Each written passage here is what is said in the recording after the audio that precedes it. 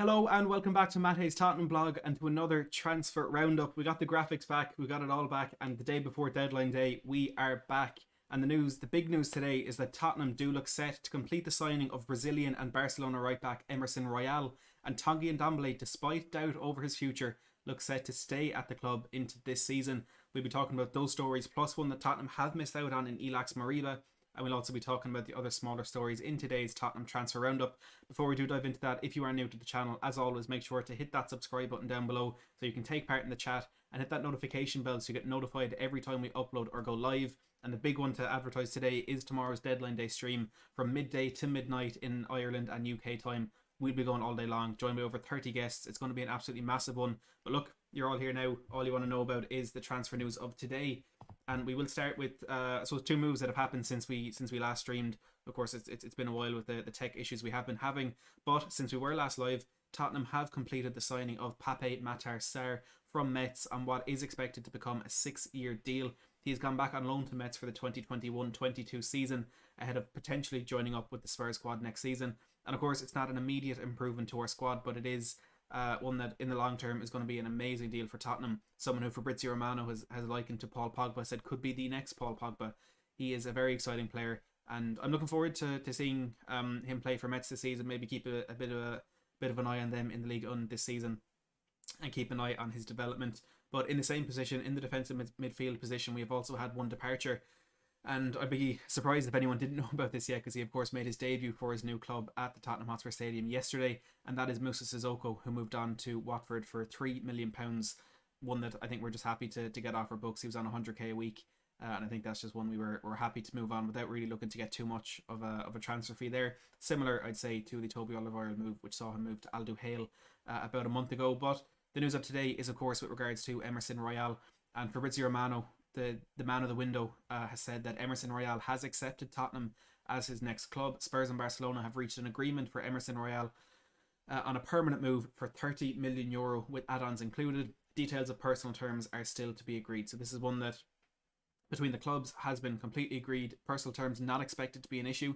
As Romano says there, Emerson Royal has accepted Tottenham as his next club, and I hope there may be a bit of a language in there. Not that Emerson has accepted, it's what he has to do, but it's what he's decided to do, I suppose. I would hope it is more of a willing move on his part, despite some reports in Spain earlier this morning saying that Emerson wanted to stay and Barcelona wanted to keep him. However, it has just gone ahead simply for the reason of money, with Barcelona needing to bring in some finances in order to actually officially register some of their new signings, and Tottenham offering Emerson a higher wage than his €1.2 million a year that he's currently earning at Barcelona. And a few other stories in that one that we always enjoy to hear from Sky Sports. They say that Arsenal wanted to sign Emerson Royal, but the player opted to join Tottenham instead. Matteo Moretto from Italy as well, saying that all is agreed between FC Barcelona, Tottenham and the representatives of Emerson Royal. Gianluca Di Marzio saying that Emerson is about to become a new Spurs player. Spurs are working to finalise the details and complete the deal for the right back. A €30 million fee has been agreed. And look, who is Emerson Royal? You can get a very brief insight into him just there on the screen beside me. He's a 22-year-old right back, plays for Brazil and Barcelona. He actually only made his debut for Barcelona either last week or the week before. He has, since he joined, been on loan at Real Betis. You're saying the sound is low. I'm going to try to turn that up now.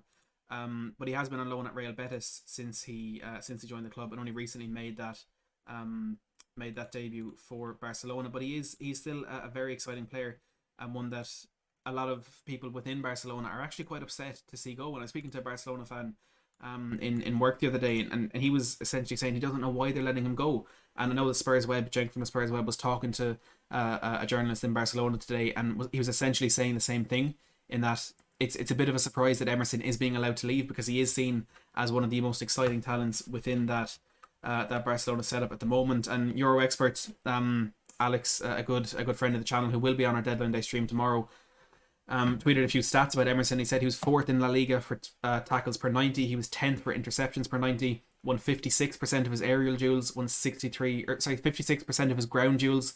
63% of his aerial duels, and also in the top 40 in La Liga for touches in the attacking penalty box, which as a right back just goes to show how much he loves getting forward, that attacking threat and prowess that he does have. And that's exactly what we want at Tottenham. You know, we do need the defensive capabilities as well, but that is definitely there. Like we say, 4th in La Liga for tackles per 90 last season, 10th for interceptions. So he has that little bit of everything. And again, he is only 22. He is only 22, so there is a lot of development to go there. Now there is a slight concern, and it hasn't really been directly said by the media, but there's a few stories that has given me a bit of maybe nerves with regards to this one, which we will touch on in a second when we talk about Serge Aurier. But a few more stories coming through there. AS said this morning that Ronald Koeman personally authorised the sale of Emerson. Mundo Deportivo said that Emerson has already agreed to leave Barcelona. Sheila Gassi and CK Rodriguez-Gary are saying that it's a done deal. And the last we heard from Andre Hernan is that the deal is close. But this one does look as though it will go through. It was AS or maybe Sport in Spain actually this morning were reporting there was the potential for this one to be officially announced and confirmed by the club this evening, as Tottenham look to get that one done with, at the moment, 28 hours left to go in this transfer window. But Serge Aurier, if we are bringing a right back in Emerson Royal, Serge Aurier is expected potentially to be the right back that Tottenham are looking to let go. And the concern on that one is that since Thursday, we've been expecting Lille to be the number one potential destination for Serge Aurier. They were reportedly looking to let Zeki Celik go and then bring Serge Aurier in as his replacement. Romano has today said Atletico Madrid have no agreement with Lille for Mehmet Zeki Celik. The deal is expected to collapse. Tottenham are still waiting and hoping to find a solution for Serge Aurier, with Lille interested only if Celik leaves. So a potential destination there for Aurier in Lille will only happen if Zeki Celik leaves, and Atletico Madrid were the expected destination of the Turkish right back. That now is expected to collapse. So we'll have to wait and see just how much Spurs can actually do in order to get Serge Aurier out of the club. Sky Sports saying that they're actually doing quite a bit. I think it was Lyle Thomas said that Spurs have some of the best agents and intermediaries trying to sell, Serge Aurier so they can sign Emerson Royal. Italian club Genoa hold an interest, but a deal at the moment has not progressed. And if I remember correctly, I think Genoa were actually mentioned as a team that were interested in Serge Aurier last summer, but of course, again, nothing developed there. And the issue for us on this one all summer long seems to have been that no one really wants Serge Aurier. And if you look at his time at Spurs, obviously there have been awful moments. There's reasons that we want him to move on, but he has quality. He's good going forward. At times on his day, he can be good defensively. Whether it's just that rash nature where he can give away a penalty or get himself sent off at any moment, or whatever it is, it just doesn't seem to be the interest there for him, which was an issue we had for a little bit of time with Moussa Sissoko as well. But having three right backs with Jaffa Tanganga, not a right back at the moment, being a first choice right back, is a bit of a concern if we are to end up with Emerson, Aurier, Doherty and Tanganga. But look, 28 hours to go in the transfer window. That is a lot of time for a lot of things to happen. But we'll have to wait and see where that one goes. Matt Law of the Daily Telegraph says that Tottenham's priority is currently to find a move for either Doherty or Aurier that would free up the space to proceed with the Emerson bid. There are clubs interested in Aurier, but it will come down to whether he wants to join. So Matt Law saying the options are there for Tottenham as they try and sell the Ivorian. Finally, Samuel Mockbell of the Daily Mail, a very good journalist when it comes to Spurs, say that Spurs still hope to offload Aurier, with Lille among those interested. Whether or not that is still the case with Celik's move to Atletico Madrid in doubt, we don't know, but that is the latest on the right back situation. Moving into the middle of the park, and Tanguy Ndombele, which has been the saga of Tottenham's window for the last week or so. He reportedly handed in a transfer request, Tottenham wanting to leave. Nuno Espirito Santo has been very, very vocal about the fact that Ndombele at the moment just isn't in his plans. He's not in the immediate any of the immediate squad plans for games against, of course, Watford and Wolves, I think, were the ones he outright said he won't be in that team. But it now looks as though Ndombele will be set to stay, simply because no team has been able to match the valuation that Tottenham have put on the player. The only bid that we actually know about is from Bayern Munich, who made a bid of €20 million plus Corentin Tolisso, a player that Tottenham are interested in. That wasn't enough for Tottenham. They immediately turned it down, and it just didn't look as though Bayern Munich were willing to come in with a higher offer for a player who, at 24 years of age, really needs to start showing his talent, which everybody knows he has, but he just can't seem to do it consistently. And you can understand why teams will be unwilling to really go out and make him a big signing, because it's just not a given that he will become the player that he looks set as though he could become. But the stories today, Alistair Gold says that Ndombele staying makes a move for another playmaker in midfield unlikely unless a bargain deal arrives in the window's final throws, and Paratici loves a bargain. I think we can see that from some of these signings we've already made this summer. But any move for someone like a Houssam Aouar or a Mikkel Darnsgaard, who we've been heavily linked with all throughout this summer, looks extremely unlikely, with Ndombele set to stay at Tottenham. Alexis Bernard echoes that sentiment when he says there will be no departure for Ndombele from Tottenham. And Jack Pitbrook says, barring a dramatic turnaround, Tanguy Ndombele will remain at Spurs this summer. Tottenham had tried to find a new club for him, but a move away failed to materialise. And judging by some stories that are coming out today, it looks as though Tottenham had been spending their entire summer, the whole summer so far, trying to move Tanguy Ndombele on, but there were just no takers for the price that they wanted to sell him for, and he does now look set to stay. And that begs the question, will he get any game time? How much game time will he get? And then how will that affect his value? How much we could actually get for him in future transfer windows if he does end up sitting on our bench for a season, or even worse, not getting in that first team squad. So this could become a bit of a problem for Nuno, in that he could end up playing a player who he doesn't get along with, who he doesn't see in his plans, who may not fit the style of football he wants to play, but for financial reasons he has to get him in that team. And with the way our midfield has been working this season with Højbjerg, Skip and Dele Alli, I think have been absolutely fantastic, and it's really difficult to look at a kind of situation in that midfield or a place in there with the way that we've been playing, how we could improve that with the squad we already have. And Ndombele is not the player we need in there, and that could turn out to be a problem for Nuno moving throughout this season. Now on the point of Jack Pitbrook, he did say out this morning that there's no imminent signings or departures at Spurs just before the Emerson Royal deal took off. So the information he has in the last 24 hours, not entirely sure how reliable that is, but that is what he's saying. Another player we were hoping to bring in, and that was Adama Traore. That one looks to be dead in the water. It looks as though it was kind of the structure of the deal that seemed to be the biggest issue, where Tottenham just simply didn't want to pay now. They either wanted a loan with an option to buy, a loan with an obligation to buy, or whatever way they wanted to structure it. They didn't want to pay that money to Wolves right now, but you can understand Wolves needing that money now, because Adama Traore is such an important part of their team. They would need a replacement, and this late in the window, even if Tottenham do go in with a big offer, it's still difficult for Wolves to accept that and go out and get a replacement. So I think we can say any move for Adama Traore is off. And Alistair Gold has today said Paratici's desire to bring Adama Traore to the club is currently on the rocks due to Wolves' desire to keep the player and shun offers for his service, despite the winger being keen on the move. So he does reiterate there that Adama Traore is keen on a move to Tottenham to relink up with Nuno Espirito Santo and play with what is essentially a better team. We have had other updates today as well from Alistair Gold, who said that, first of all, in recent days Tottenham have seen many of their transfer moves hit dead ends. What happens in the coming day or so will depend greatly upon which of their own players Tottenham receive unexpected offers for, and which moves they can quickly advance in response. So it is, as it has been the whole window through for Tottenham right now, sell to buy. We haven't brought in a striker, it's because we've held on to Harry Kane. We haven't really brought in a first team midfielder, it's because we've held on to Ndombele, and we haven't brought in a centre back with Christian Romero because Davinson Sanchez is still at the club. So it's unfortunate that is the situation we have found ourselves in, whether it's financially or due to the homegrown quota within that squad. Whatever it is, that is the situation we're in. And at the moment there aren't too many departures that look particularly likely. Whether Aurier could be one, maybe it's more advanced than we're hearing at the moment, because of how likely it looks that Emerson will join Spurs. But it could end up being a very boring day for Spurs fans tomorrow. On the point of centre-backs, and this is a very interesting one, because we know the Premier League had allowed Premier League clubs to prevent their players from going on international duty if they were going to a red zone in England's COVID guidelines or plan, whatever it is. A few players at Spurs who were in that branch are Christian Romero, Giovanni Lo Celso and Davinson Sanchez. Now yesterday we did see a post on Instagram that showed Romero and Lo Celso flying off to their international duty with Aston Villa and Argentinian duo Emi Buendia and Emiliano Martinez. So they're looking set to go. When they come back, they will have to quarantine for 2 weeks, and they look set to miss the games against Crystal Palace on the 11th and Chelsea on the 19th.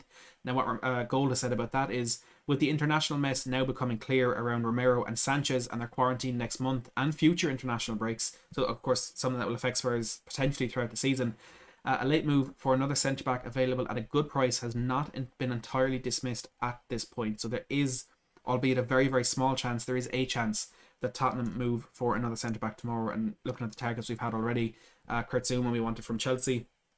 He's joined West Ham. We wanted Nikola Milenkovic from Fiorentina. He's extended his contract there until 2023. So that €15 million asking price has undoubtedly been risen.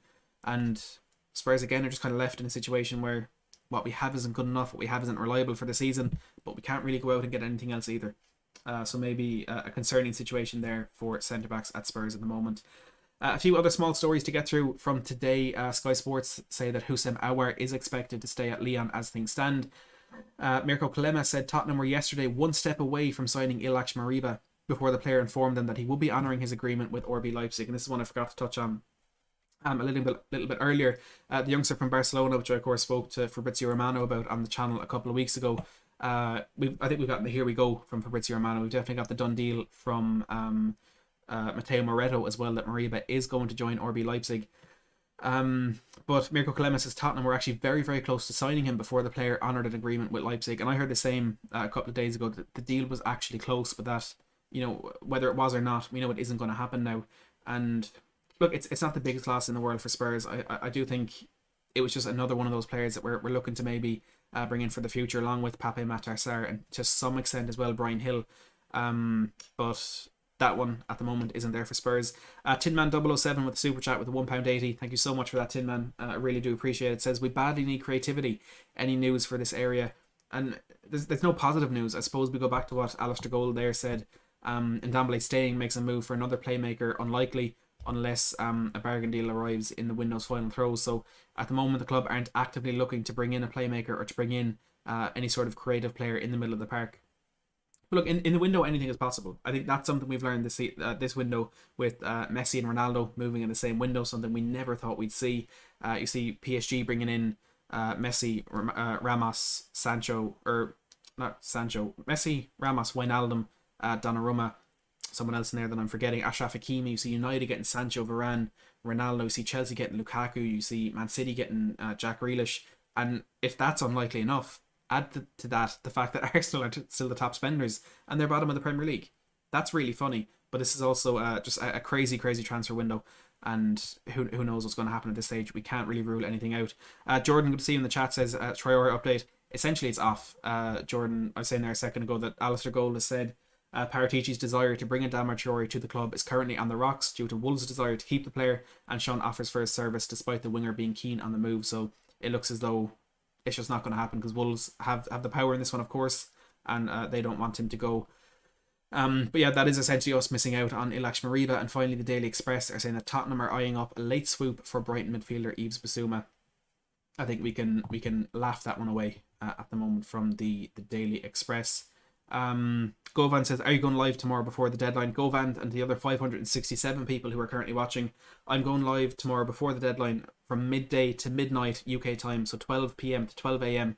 A 12-hour stream, and we've got such a fantastic show lined up for you all. We've got over 30 guests joining us throughout the day. We'll be keeping you right up to date on every single piece of Tottenham transfer news. If you're sick of the Sky Sports, the bias towards other clubs or bias against Tottenham, well, this is the place to be tomorrow, because we've got, like I said, 12 hours doing all Tottenham. We'll have quick mentions of any, if United confirm Ronaldo, or if Chelsea managed to get Koundé back on, whatever it is. We may have updates on that, but it will be 99% Spurs based, and we have a fantastic list of guests. May get a little sneak peek there in that, if you can see that, the guests that we have coming up tomorrow. So do make sure to tune in for that one.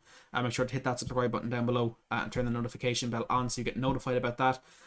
Also, if you haven't yet voted for me in the Football Content Awards, I'm going to pop a link in the chat once I can get it copied and pasted. So you may have voted for me already in this, but it is a new kind of voting round at the moment. So the initial votes were nominations, so to get me nominated and shortlisted in the final. And from the incredible, ridiculous support I've had from this community on YouTube, from the Twitter community, and from my local community as well, I am in the final for the best young creator of 2021, and I would massively appreciate it, any support you guys could give me on that one. So I've popped the link there in the chat, the footballcontentawards.com/voting. So if you can pop in there and vote for me as the best young creator, I would massively appreciate it. You can also vote on Twitter, saying I vote for @MattHayesTHFC in the FCAs as the hashtag best young creator, and that would be absolutely fantastic. I would massively appreciate that. So just two things there: subscribe so you make sure to get our deadline day stream tomorrow, 12 p.m. to 12 a.m, midday to midnight. Please do join me in that, and please do vote for me in the Content Creator Awards. It would mean the world to me, honestly. I'd love to get somewhere in that one. But for now, look, everyone who's joined, there's been 1,500 people already, 117 likes. Let's get that to 150 with 550 people left in the live chat. But for now, as always, and it's fantastic to be back, and I really do mean this, thank you so much for watching.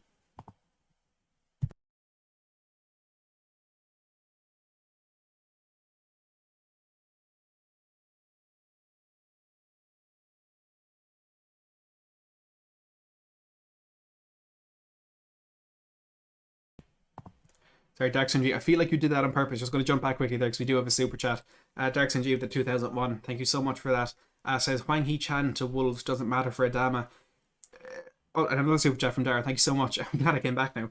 I'm not entirely sure Hwang Hee-chan coming in would have had any relevance to any deal for Adama Traore, because that looks like one that they may have been negotiating for quite some time, and it is only a loan deal as well. So I don't think there is any exact sort of links between those two. But Dax Andrew, thank you for the super chat.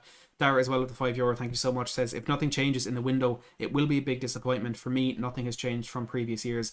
We are still left short. And look, I agree there is an element of disappointment, and kind of just like you say, it's just the same as previous years in this one. But I feel like we have built a bit for the future in bringing in Brian Gill and Pape Matar Sarr, and Christian Romero as well is something for the future. But it's going to take a few years to rebuild the squad, and it's going to take a lot of getting rid of players in order to get new ones in, which could take some time. But I feel more positive about this window than I have in previous windows similar to this one, if that makes sense, because we do seem to have a new direction and a new sort of urgency to get this stuff done. But I do agree there is disappointment if it stays like this. I think we need Emerson and hopefully another player tomorrow, which I don't really see happening.